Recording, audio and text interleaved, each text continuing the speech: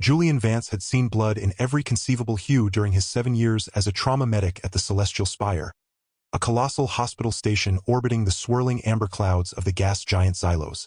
He had staunched wounds that wept silver fluid, mended bones that shimmered like crystal, and comforted species whose grief manifested as bioluminescent pulses across their skin. Yet nothing in his training, not even the grueling xenobiology modules he had barely passed, prepared him for the sight of Lyria of the Azure Dominion as she was rushed into Bay 7. Her skin, the color of a twilight sky just after sunset, was marbled with angry crimson streaks where shrapnel had torn through her ceremonial armor. Her hair, a cascade of spun gold that seemed to hold its own soft light, was matted with dark blood and tangled with fragments of what had once been an elegant headdress. 2 of her own royal guards carried her, their faces masks of terror and reverence, barking orders in their melodic tongue that Julian barely understood beyond the universal panic in their voices. The air in the bay thickened with the coppery scent of blood and the sharp, ozone-like odor unique to injured Azure Dominion physiology. Julian did not hesitate. He simply stepped forward, his voice calm despite the adrenaline sharpening his senses, and placed a firm hand on the chest plate of the lead guard. "I am Medic Vance," he said, the words precise and steady. "You will place her on the central table and step back. Now." Something in his tone, the absolute certainty of a man who had wrestled death to a standstill more times than he could count, cut through their panic. They obeyed. As they laid her down, Julian's eyes met hers for a fleeting second. Her eyes were the color of molten sapphire, wide with pain but blazing with an intelligence and will that refused to be extinguished. Then her eyelids fluttered shut, and the monitors surrounding the table erupted into a frantic symphony of alarms. Her vital signs, translated into human-readable metrics on Julian's wrist display, were catastrophic. Cardiac instability, neural shock, massive internal bleeding. She was dying. And she was, according to the frantic data stream now flooding his display from the guard's comms, Lyria, 3rd princess of the Azure Dominion, a realm whose political stability was as delicate as spun glass. Julian pushed the political implications from his mind. Politics did not bleed. Politics did not gasp for breath. This woman did. He became a whirlwind of practiced motion, his hands moving with an economy of effort born from thousands of similar crises. He barked orders to the hovering medical drones, their manipulator arms extending with silent precision to assist him. He injected coagulants tailored to her unique biochemistry, his fingers flying over the console to adjust the formula in real time as the drones fed him fresh blood analysis. He used a sonic scalpel to carefully extract the largest piece of shrapnel from her abdomen, his brow furrowed in concentration as he navigated around a cluster of delicate, bioluminescent organs that pulsed faintly even in their trauma. Sweat beaded on his forehead, tracing paths through the fine dust that had settled on his skin during the initial chaos. He worked for what felt like both an eternity and a single breath, his world shrinking to the space between his hands and Lyria's failing body. He ignored the murmured prayers of the guards, the distant sirens signaling other emergencies across the vast station, the weight of an entire diplomatic incident resting on his shoulders. There was only the wound, the tool, the next necessary action. When the final monitor shifted from a screaming red to a steady, rhythmic amber, Julian allowed himself a single, shaky exhale. He slumped against the edge of the table for a moment, his gloves slick with her iridescent blood. He had done it. He had pulled her back from the edge. He peeled off the bloodied gloves and tossed them into the biohazard chute, the soft hiss of the disposal unit the only sound in the suddenly quiet bay. He was just reaching for a clean cloth to wipe his face when a soft, melodic voice, weak but clear, spoke from the table. You have the hands of a sculptor, human, not a butcher." Julian turned. Lyria's sapphire eyes were open, fixed on him. A faint, pained smile touched her lips. "I felt your touch, even in the darkness. It was gentle." Julian, who had been called many things, efficient, cold, a miracle worker, had never been compared to a sculptor. He felt an unexpected warmth spread through his chest, a feeling dangerously close to pride. He managed a small, tired smile of his own. "My job is to put the pieces back together, Your Highness. Sculpting is just a happy side effect." Her smile widened slightly, and for a moment, the sterile bay felt less like a room and more like a shared secret. The days that followed settled into a rhythm of quiet recovery and unspoken curiosity. Julian made Lyria's care his personal project, a decision that raised a few eyebrows among the senior staff but was ultimately permitted given the princess's status and his proven skill. Her official guards, stern warriors named Kalen and Vor, maintained a vigilant presence just outside her private recovery suite, their massive frames a constant reminder of the political gravity of the situation. But within the suite, a different dynamic unfolded. Lyria, it turned out, was not content to be a passive patient. Once the worst of the pain subsided, her sharp mind reasserted itself, and she began to pepper Julian with questions. She asked about Earth's oceans, fascinated by the concept of a world entirely covered in liquid water. She inquired about human concepts of art and music, her head tilting in a gesture that Julian found endearingly bird-like when he described the chaotic beauty of a jazz improvisation. In return, she shared fragments of her own world, tales of cities carved into living crystal that sang in the wind, of festivals where the entire populace would synchronize their bioluminescence to create shifting tapestries of light across the night sky. Julian found himself looking forward to his rounds, the sterile corridors of the celestial spire feeling less like a workplace and more like a path leading to a fascinating conversation. He discovered a dry, unexpected wit beneath her royal poise. When he carefully changed the dressings on her abdominal wound, she once remarked, "You handle my insides with more care than my royal tailor handles my silks. Perhaps I should have you design my next gown." Julian, caught off guard, had fumbled the antiseptic spray, earning a soft, musical laugh that seemed to brighten the entire room. It was during one of these exchanges, as he was demonstrating the simple human pleasure of a perfectly brewed cup of tea, something he had smuggled from the human staff quarters, that the first hint of the unexpected occurred. Lyria sipped the steaming liquid, her expression one of profound concentration. "It is bitter," she declared, "but the warmth spreads in a most agreeable way, like a small sun in the belly." Then she looked at him, her sapphire eyes serious. "You saved my life, Julian Vance. Not as a duty to your station, I think. I have been tended by court physicians who saw only a political asset. You saw a person, a woman in pain." She paused, her gaze dropping to her own hands, which rested on the white sheets. "The Azure Dominion does not forget such debts, and we do not pay them in credits or political favors. Those are currencies for merchants and diplomats." She looked up, a strange light kindling in her eyes. "We pay them in truth, in connection. You will receive a gift when I am well enough to give it. Do not be afraid." Julian had simply nodded, unsure what to say. The idea of a gift from an alien princess felt abstract, almost silly. He had done his job. That was payment enough. He did not understand then that in her culture, a life debt was not a transaction to be settled, but a bond to be forged. The crisis erupted without warning, a violent shudder that ran through the entire celestial spire, throwing Julian against the wall of Lyria's suite. The soft hum of the station's life support was replaced by the shriek of tearing metal and the blaring of emergency klaxons. Red lights strobed across the ceiling, painting the room in pulses of alarm. Julian's training kicked in instantly. He grabbed Lyria's arm, his voice sharp with urgency. "Assassins!" she gasped, her face paling to a sickly lavender. "They followed me. They would not let a witness to their first attempt survive." The door to the suite hissed open and Kalen stumbled in, one of his arms hanging at a grotesque angle, his armor scorched and smoking. "Princess!" he choked out, his voice ragged. "They have breached level Gamma. They are hunting you. Vor did not make it." His eyes, wide with pain and fury, locked onto Julian. "Human, you must take her. The emergency shuttle bay on this level. Bay Echo. It is our only chance. I will hold them here." Julian's mind raced. He was a medic, not a soldier. His weapons were scalpels and sutures, not pulse rifles. But the raw terror in Lyria's eyes, the grim resolve on Kalen's bloodied face, left no room for hesitation. He was all she had. "Can you walk?" he asked Lyria, his voice surprisingly steady. She nodded, pushing herself up from the bed despite the obvious agony it caused her healing wounds. Julian grabbed a discarded emergency medkit from a wall station, slung it over his shoulder, and helped Lyria to her feet.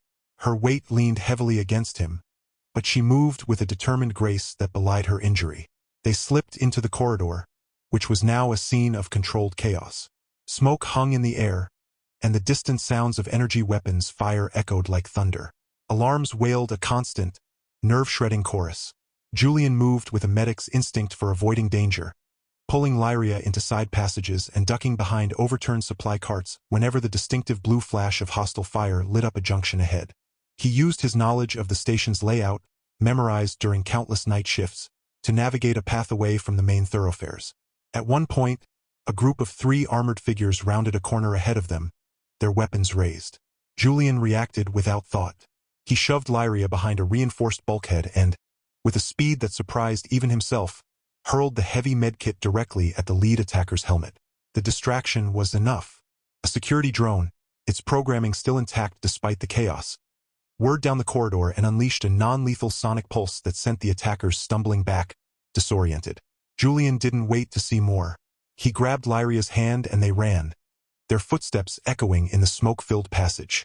He felt her fingers, cool and slender, tighten around his own, a silent anchor in the storm. They reached the entrance to Bay Echo just as a secondary explosion rocked the station, this one much closer. The blast doors to the bay were half-sealed, jammed by twisted metal. Julian shoved at the obstruction with his shoulder, grunting with effort, while Lyria used her good arm to pull at a bent support strut. Together, straining against the unyielding metal, they managed to create a gap just wide enough to squeeze through. They tumbled into the relative silence of the shuttle bay, the heavy doors groaning shut behind them, sealing them in. They were safe, for now. They collapsed against the cool hull of a small, utilitarian shuttle, gasping for breath. Julian's hands were trembling, not from fear, but from the adrenaline crash. He looked at Lyria. Her blonde hair was wild, her blue skin smudged with grime, but her eyes burned with a fierce, unbroken light. She looked at him, and in that moment, surrounded by the quiet hum of dormant engines, the gulf between human and alien, medic and princess, seemed to vanish. There was only 2 survivors, together in the dark. The shuttle ride to the Azure Dominion embassy ship, a graceful vessel shaped like a crescent moon that hung in Xylos's orbit, was a tense, silent journey. Julian piloted the small craft with a clumsy competence, his medic's hands more accustomed to delicate instruments than flight controls, but they managed to dock without incident. The embassy staff received them with a mixture of profound relief and barely concealed awe. Lyria, despite her obvious exhaustion and pain, straightened her posture the moment the airlocks cycled open, transforming instantly from a wounded fugitive back into a princess. She issued quiet, authoritative commands, her voice regaining its melodic strength. Yet, as she was ushered toward the ship's medical wing by a team of her own physicians, she paused and turned back to Julian. She placed a hand on his arm, her touch feather-light.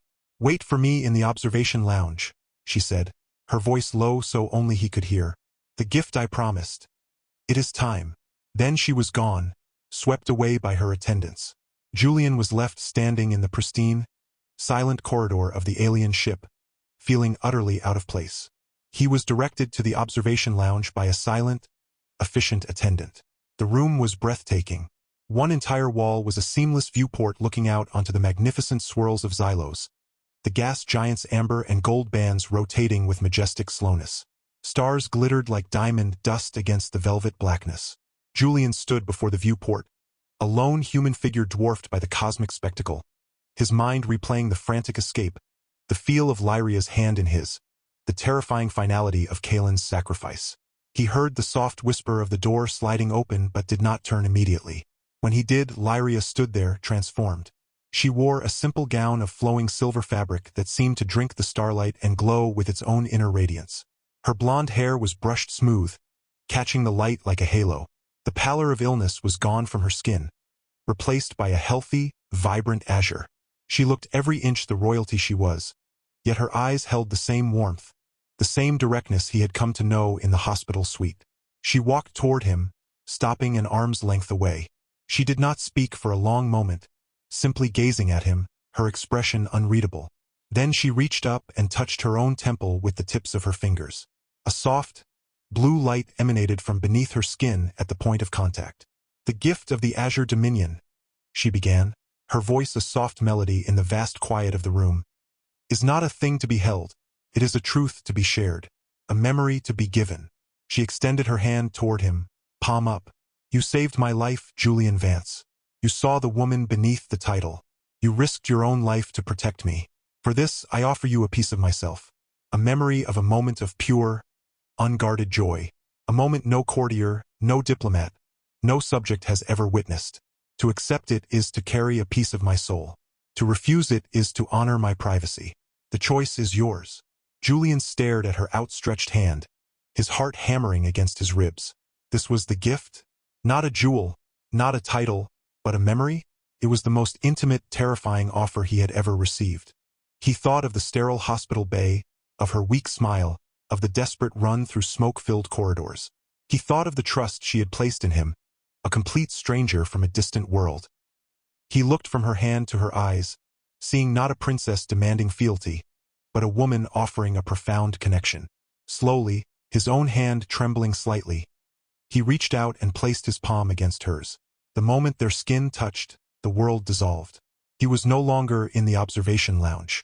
He stood on a windswept cliff under a sky of deep violet, two small suns hanging low on the horizon, casting long, soft shadows. The air smelled of salt and strange, sweet blossoms. He felt a sensation that was not his own, a bubbling, effervescent joy that rose from a core of deep peace.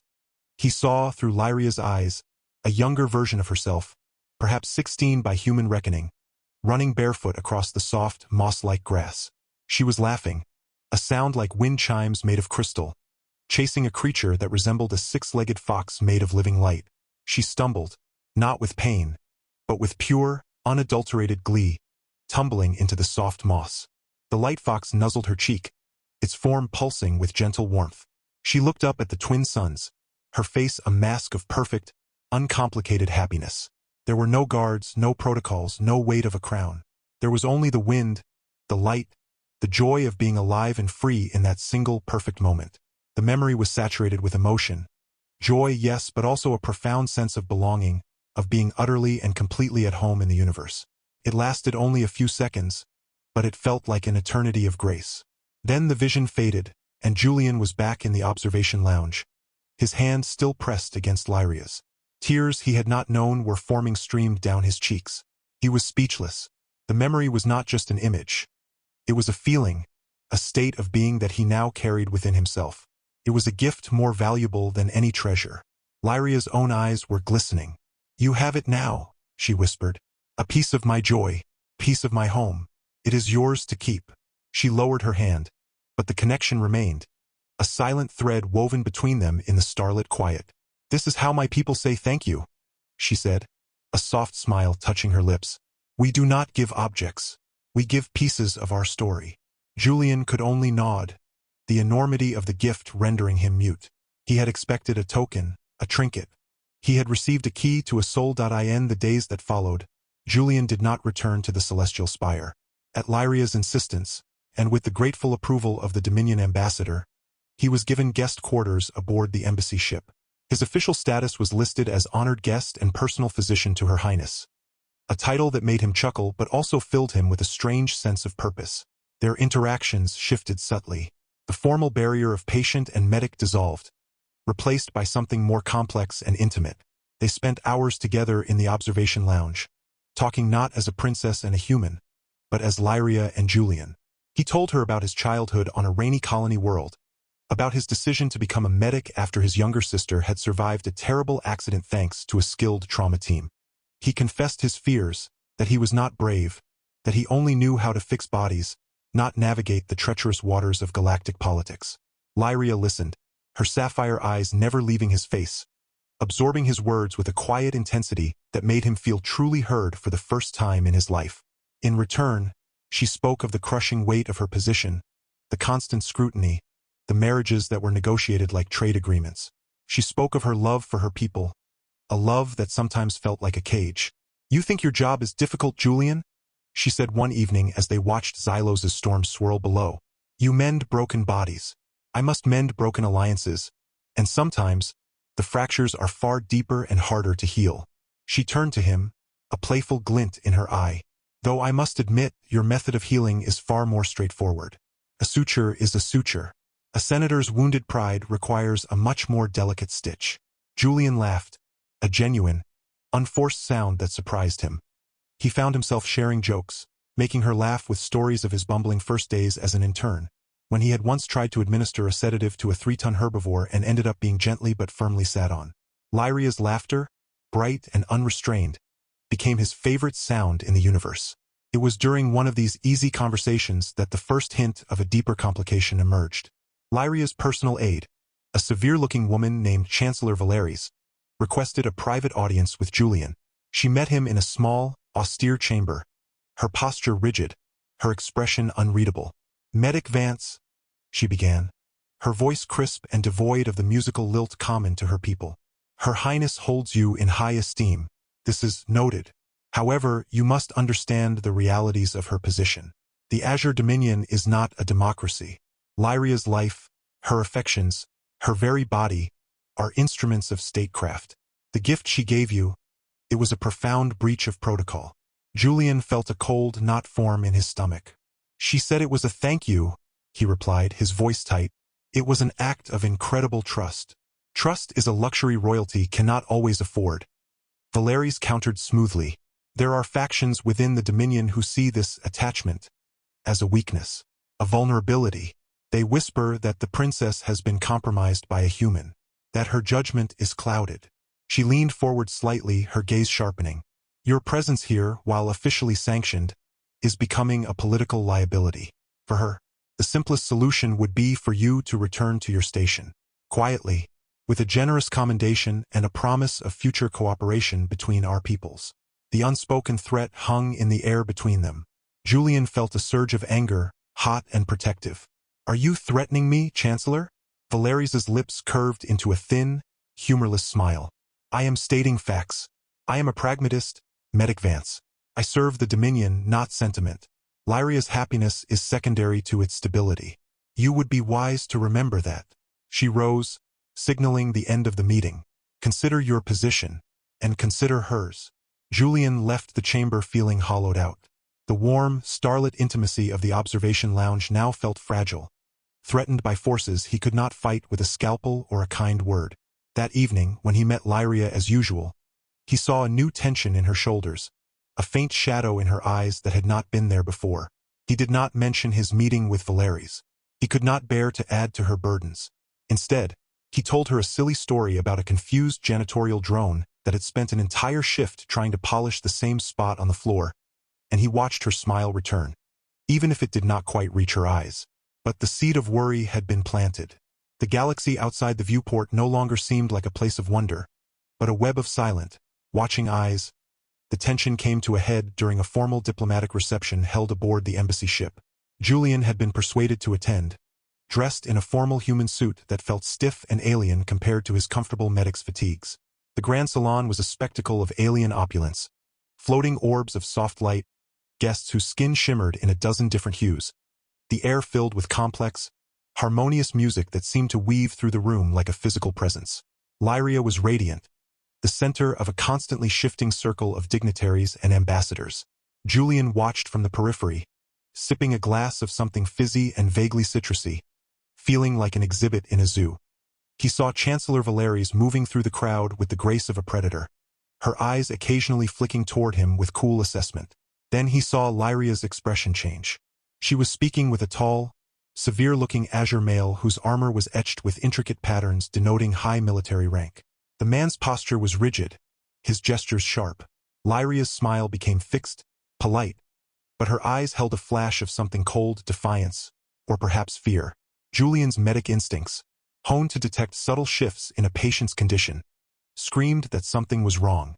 He began to move through the crowd toward them, his progress slow and awkward. He was too far away when he saw the military officer lean in and say something that made Lyria flinch, a minute tightening around her eyes. Her response was quiet but firm, her chin lifting. The officer's face darkened. He said one final, sharp phrase and turned on his heel, melting back into the crowd. Lyria stood alone for a moment, her composure perfect, but Julian saw the slight tremor in the hand that held her wine glass.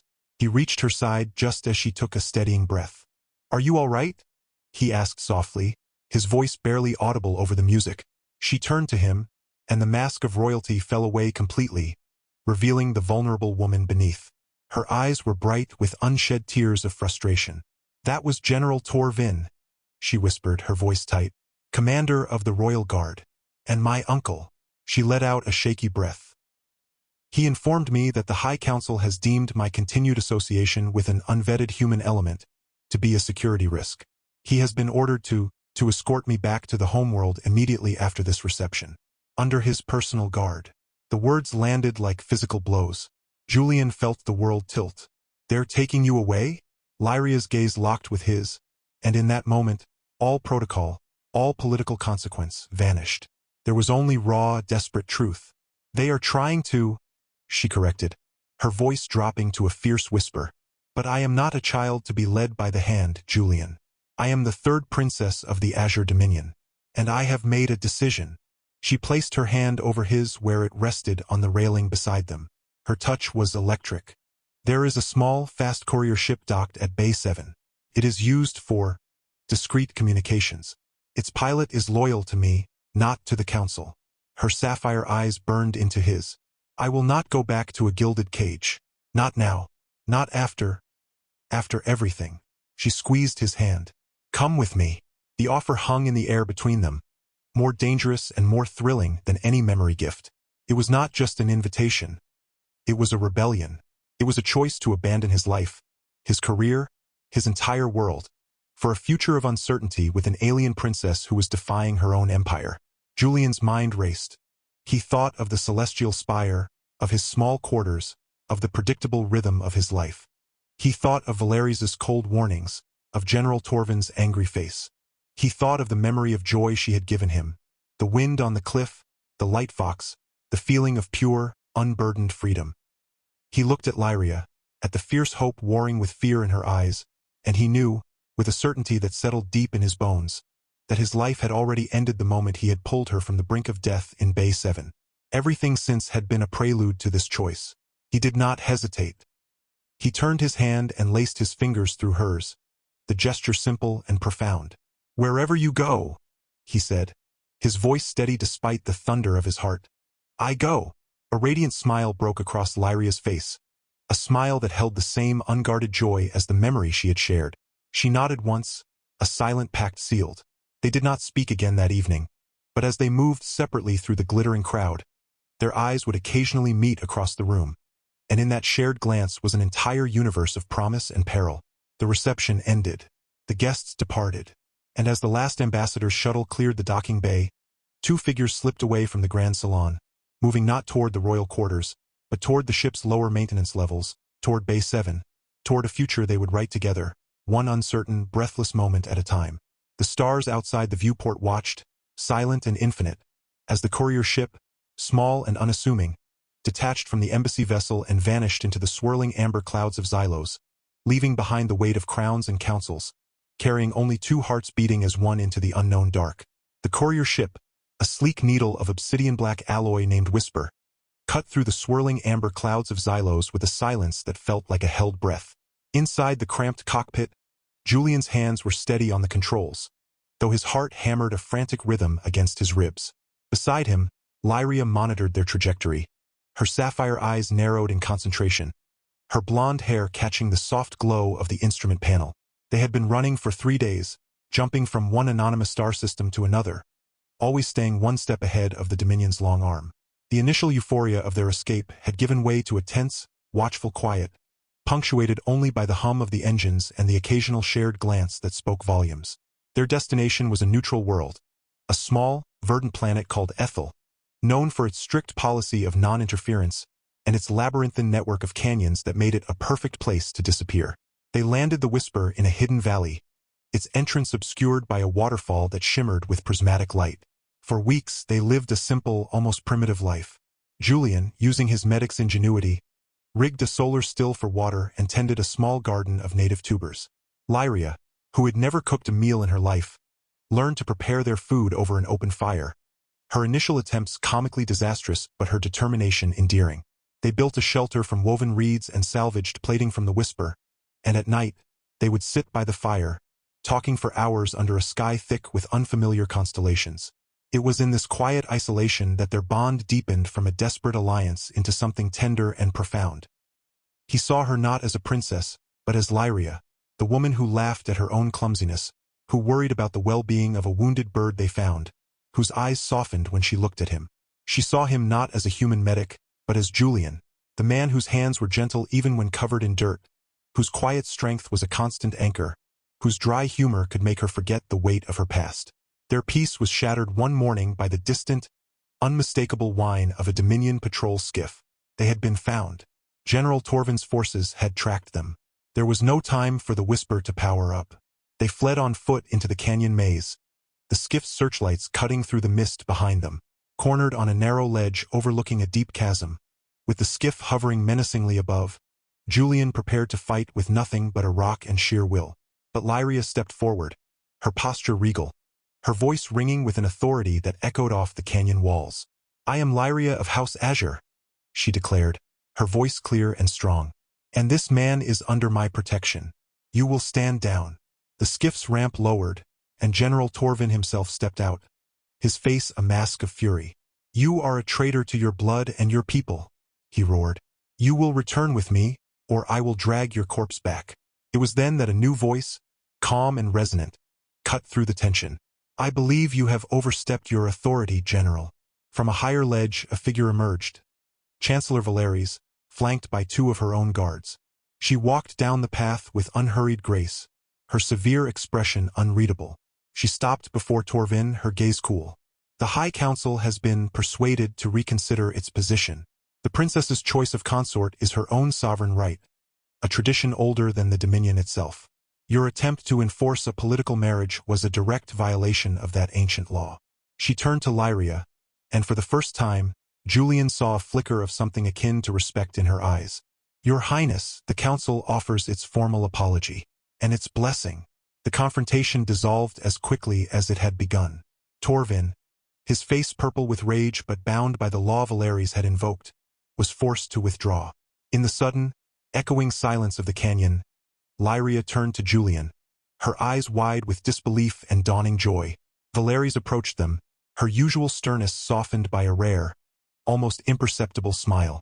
"The gift you gave her, Medic Vance, not just your skill, but your unwavering loyalty, has proven to be of greater value to the Dominion than any political alliance. The Council sees that now. They see that her happiness is not a weakness, but a strength." Months later, the wedding was held not in a grand palace, but in the very valley where they had hidden. The ceremony was a beautiful fusion of their 2 worlds. Human friends from the Celestial Spire stood alongside Azure dignitaries who had once been Lyria's fiercest critics. The air was filled with the scent of Ethel's night-blooming flowers and the soft, harmonious music of Lyria's people. Julian wore a simple tunic of silver-blue fabric, while Lyria's gown was a masterpiece of living crystal that shimmered with her own inner light, her blonde hair woven with strands of starlight. As they exchanged vows, a promise of partnership, of mutual respect, of a love forged in crisis and tempered by trust, the twin sons of Ethel set in a blaze of gold and violet, casting their joined hands in a warm, eternal glow. Their home became a bridge between worlds. They established a small clinic on Ethel, where Julian's medical skills and Lyria's diplomatic influence helped heal not just bodies, but the old wounds between species. And their family grew. First came a daughter, her skin a perfect blend of azure and human olive, her hair a cascade of golden curls, her eyes holding the wisdom of 2 worlds. Then a son, with his father's quiet strength and his mother's fierce spirit. And then another daughter, and another son, until their home echoed with the joyful chaos of 5 children. They were a family of explorers, of healers, of peacemakers. On quiet evenings, they would all gather on their porch, looking out over their valley, the stars of a united galaxy shining down upon them. Julian would hold Lyria's hand, feeling the familiar warmth of her skin, and remember the terrified woman in the hospital bay, the fugitive in the smoke-filled corridor, the defiant princess on the canyon ledge.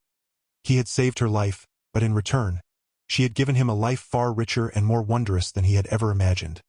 A life of love, of purpose, and of a peaceful, happy ending filled with the laughter of their many children.